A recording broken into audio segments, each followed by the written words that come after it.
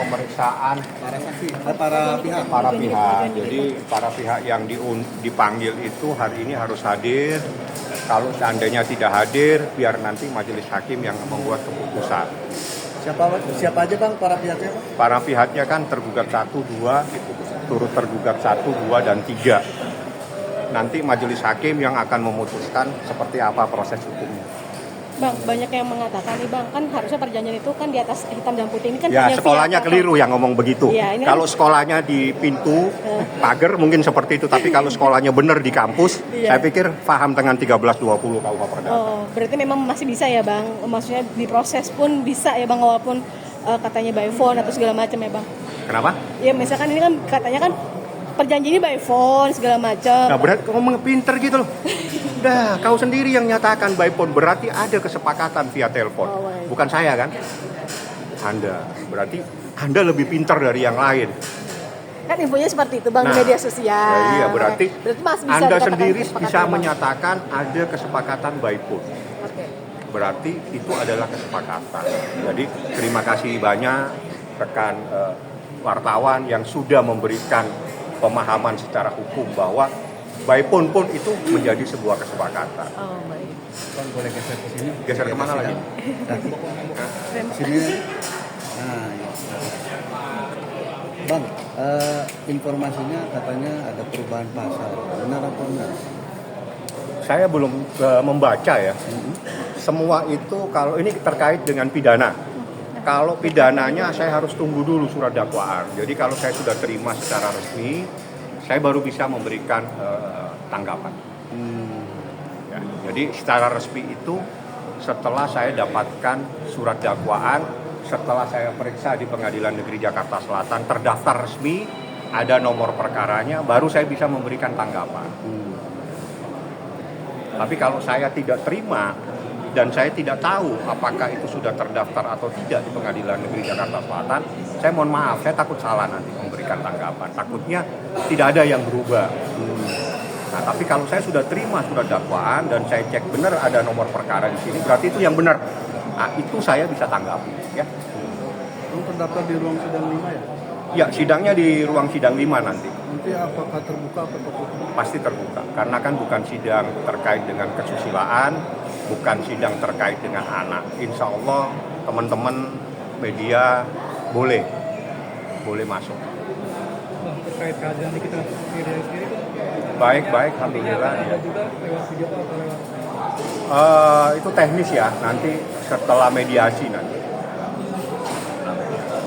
Mediasi itu kan nanti akan diizinkan, diminta supaya hadir atau tidak hadir.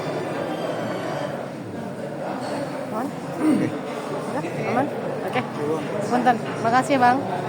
Gali. Bang, Coba kali. Cek ke PTSP.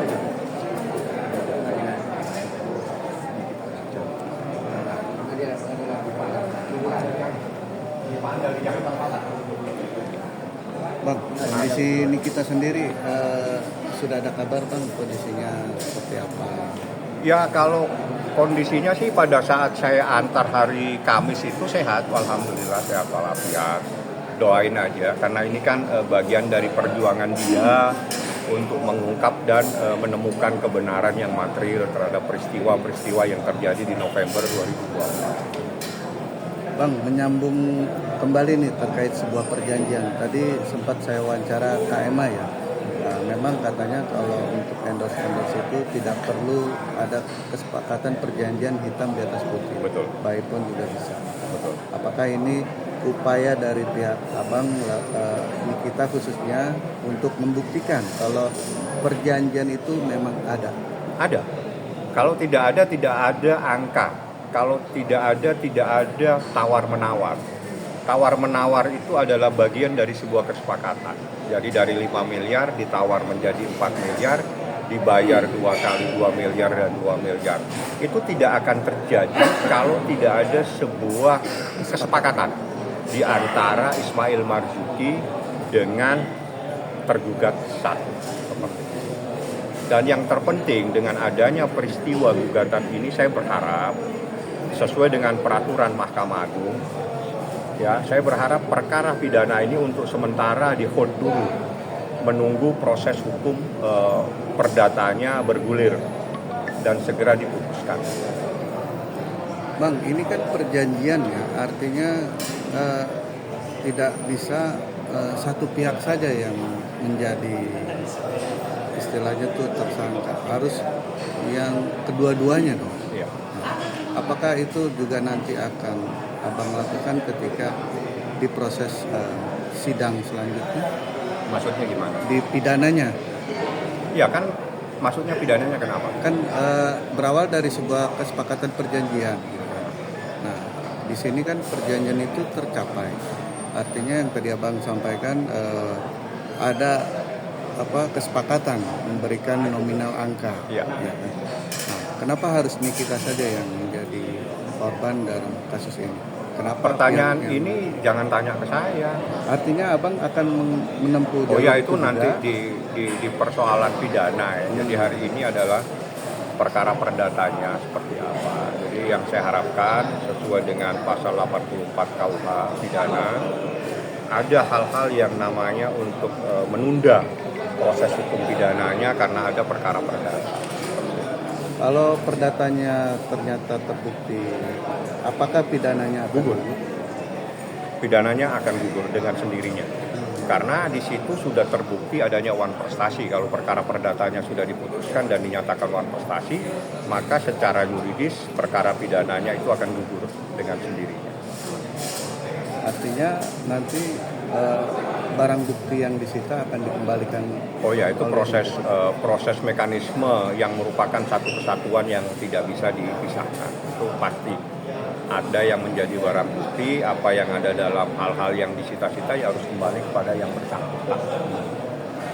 Bang, apakah nanti Ismail akan menjadi saksi juga nih? Kalau Ismail sumpahnya pihak. sidangnya akan bergulir di perdatanya. Kalau perdata Ismail pihak, tapi dia berdasarkan peraturan Mahkamah Agung tentang mediasi, dia diwajibkan hadir. Nah, hadir ini kan berarti harus menjadi kebijakan daripada kejaksaan. Apakah kejaksaan mengizinkan?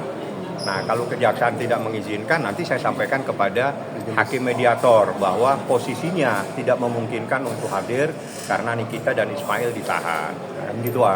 Kan harus ada alasan yang masuk akal sehingga seseorang penggugat prinsipal tidak perlu hadir di pengadilan. Oke, ada lagi deh. Bang, berarti memang mohon maaf sebelumnya, berarti memang kalau yang gugatan 100M itu ke Abang. Nggak, maksudnya ini kan 100M nih Bang. Maksudnya dalam arti bahwa memang ini menyangkut nama besar Kaniki Iya. juga ya Bang. Iya. Berarti rinciannya memang kurang lebih karena memang nama beliau yang sudah besar akhirnya memang munculnya Jadi, harganya segitu. proses nilai itu adalah sesuai dengan kadar manusianya yang dirugikan. Jadi sebetulnya intisari gugatan ini jangan Anda bergeser. Nah, intisarinya itu adanya sebuah peristiwa, di mana peristiwa itu adalah kesepakatan secara lisan untuk melakukan sesuatu, di mana dalam kesepakatan lisan itu akan diberikan uang yang awalnya itu disodorkan 5 miliar, ditawar 4 miliar, dibagi 2. Caranya yang 2 miliar ditransfer, yang 2 miliar dibawa secara tunai diterima Ismail Marzuki.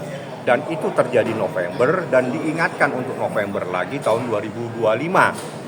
Nah, itulah yang dinamakan sebuah kesepakatan. Karena pasal 1320 KUH Perdata tidak pernah menentukan harus bersifat secara tertulis. Sedangkan yang diatur dalam perjanjian yang tertulis atau harus akte di hadapan notaris itu adalah terkait dengan jual beli tanah. Itu wajib di hadapan notaris dan itu namanya akte notarial. Itu beda lagi persoalannya ya. Bang, kayaknya Bang Gali sudah pegang data sidang pidana ini. Tidak ada. Aman? Belum ada. Baik, udah aman? Ada lagi? Udah aman Bang? Ya itu aja yang saya inginkan, teman-teman mungkin bisa membantu tanya humas ya, kasus di Reskrimsus ya, siapa tahu teman-teman bisa membantu para pencari keadilan yang saat ini membuat pengaduan di Polda Metro Jaya terhadap inisial RJ supaya dia bisa hadir memberikan keterangan yang seterang-terangnya.